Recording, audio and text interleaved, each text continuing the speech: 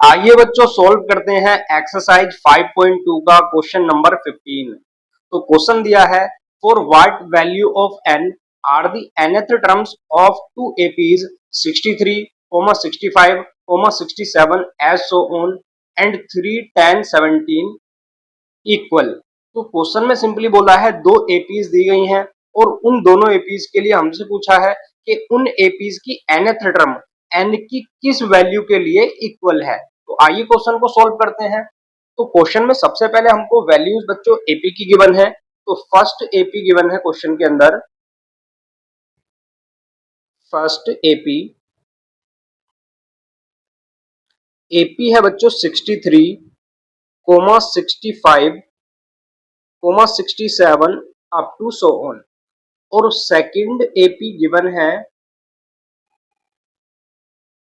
3, 10, 17 up to so on.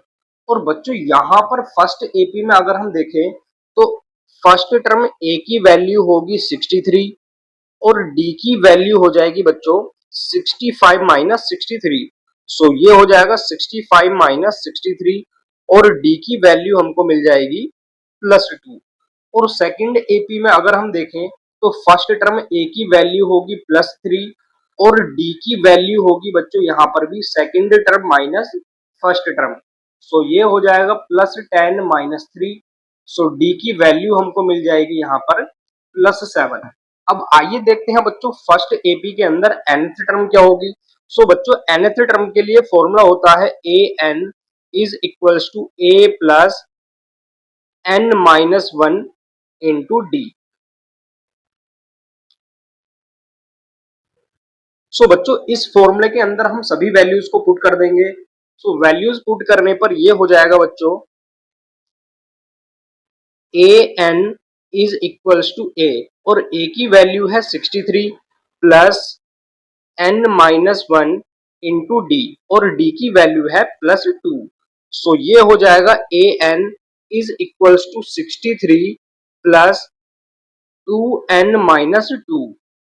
सो यहां पर A N की वैल्यू मिल जाएगी हमको 61 प्लस 2n, क्योंकि 63 से माइनस हो जाएगा 2।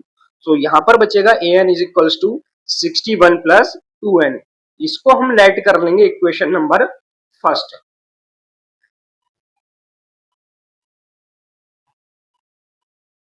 आइए अब हम सेकंड एपी में बच्चों nth टर्म की वैल्यू फाइंड करेंगे। सो यहां पर भी फॉर्मूला यूज होगा A N is equals to A plus n-1 into D.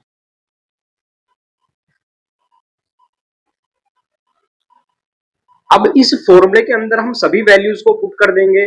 सो ये हो जाएगा A N is equals to A की वैल्यू है 3 प्लस n-1 इंटू डी और डी की वैल्यू है बच्चों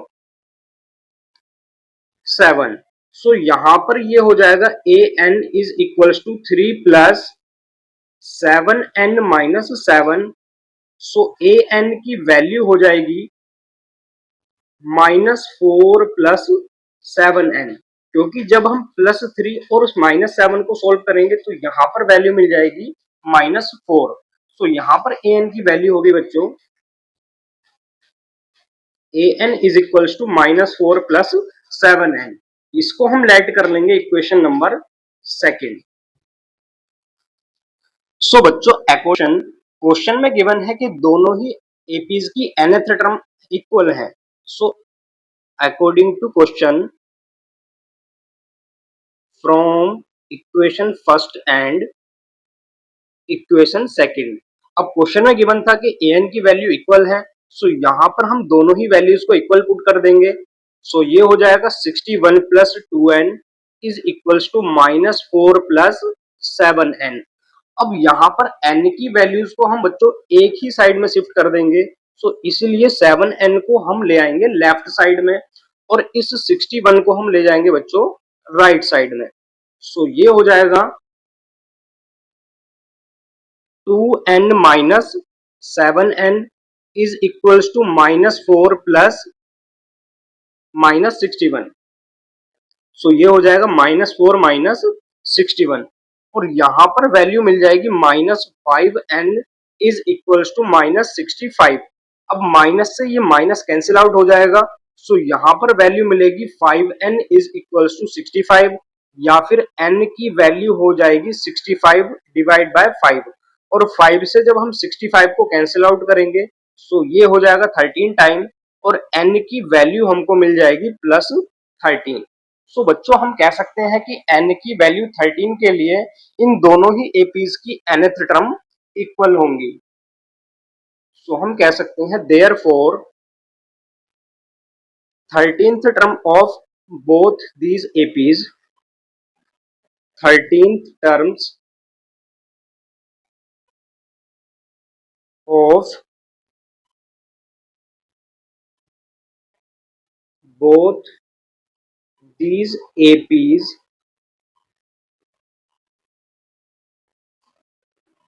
are equal to each other। I hope बच्चों आपको ये क्वेश्चन बहुत अच्छे से क्लियर हो गया होगा। अगर आपको ये क्वेश्चन अच्छे से क्लियर हो गया है तो आप इस क्वेश्चन को शेयर कर दीजिए अपनी सभी दोस्तों के साथ, और वीडियो को लाइक करें और चैनल को सब्सक्राइब कर लें।